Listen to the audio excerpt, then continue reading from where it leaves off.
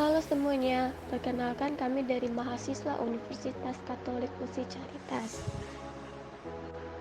Tugas kelompok pertama yang terdiri dari Dani Darmawan, NIM 1921024 dan Francisca Lorencia, NIM 1921028. Kebijakan moneter di Indonesia. Dalam melaksanakan kebijakan moneter, Bank Indonesia menganut kerangka kerja yang dinamakan Inflation Targeting Framework atau ITF.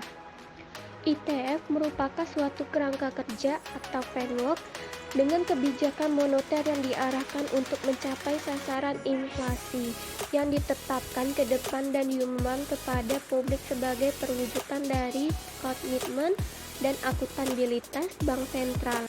ITF diimplementasikan dengan menggunakan suku bunga kebijakan sebagai sinyal kebijakan moneter dan suku pasar uang antar bank atau PBUAB sebagai sasaran operasional. Kerangka kerja ini diterapkan secara formal sejak 1 Juli 2005 setelah sebelumnya menggunakan kerangka kebijakan moneter dengan uang primer atau base money sebagai sasaran kebijakan moneter. Kerangka kerja ITF. Yang pertama, Bank Indonesia menyatakan bahwa tujuan akhir kebijakan moneter adalah mencapai dan mencegah inflasi yang rendah.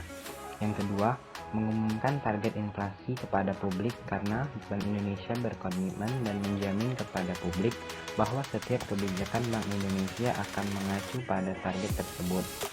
Dan Bank Sentral bertanggung jawab jika target tersebut tidak tercapai. Yang ketiga, Bank Sentral adalah independen dan bebas dari campur tangan pemerintah. Yang keempat, tidak terdapat fiskal dominan yang mengganggu stabilitas perekonomian nasional.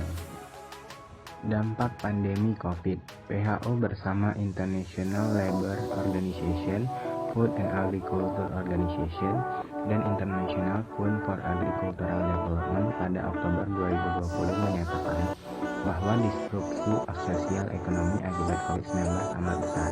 Puluhan juta orang dapat jatuh menjadi amat miskin.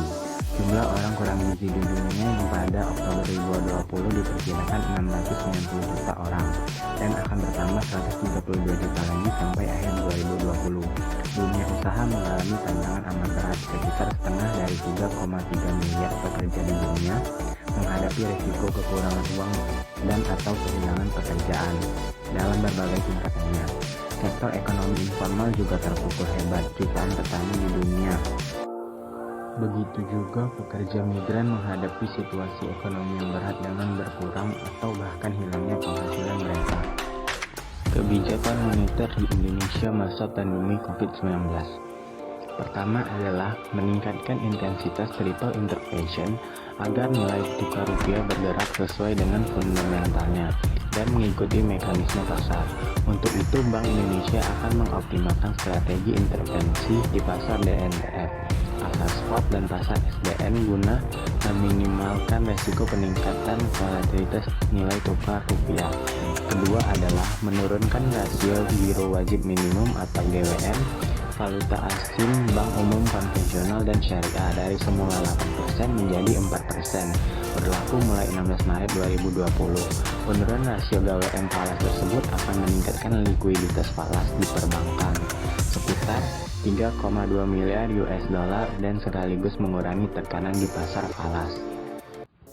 Ketiga, menurunkan GWM rupiah sebesar 50 bps yang ditunjukkan kepada bank-bank yang melakukan kegiatan pembiayaan ekspor-impor. Kebijakan ini akan diimplementasikan mulai 1 April 2020 untuk berlaku selama 9 bulan dan sesudahnya dapat dievaluasi kembali. Keempat adalah memperluas jenis underlying transaksi bagi investor asing sehingga dapat memberikan alternatif dalam rangka lindung nilai atas kepemilikan rupiah. Kelima adalah menegaskan kembali bahwa investor global dapat menggunakan bank kustodi global dan domestik dalam melakukan kegiatan investasi di Indonesia. Ini adalah daftar pustaka yang kami gunakan.